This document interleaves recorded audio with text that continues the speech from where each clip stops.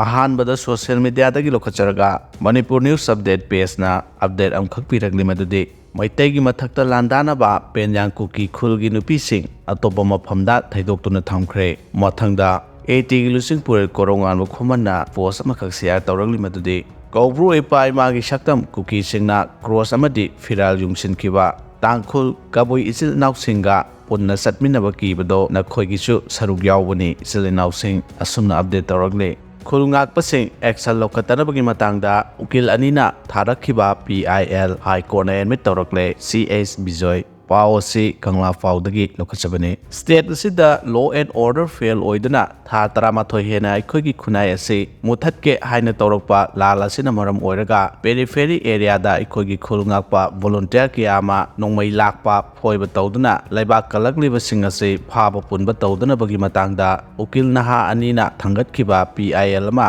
high court of Manipur ना admit तौरगले हाइना पॉलिटिकल कमेंटेटर सोंगथाम बिजोयना फोंदोक्रे ngasi lamphel leiba mahaki mayumda paumi singa unabada wafam asi phongdokladuna manipur da hojik taunariba politics ki culture asi asuki matik fatre miyoi bagi lairabada khodong chaba lobani hena ngaklibadi bot maya asida karigumba hu khara kam chilakle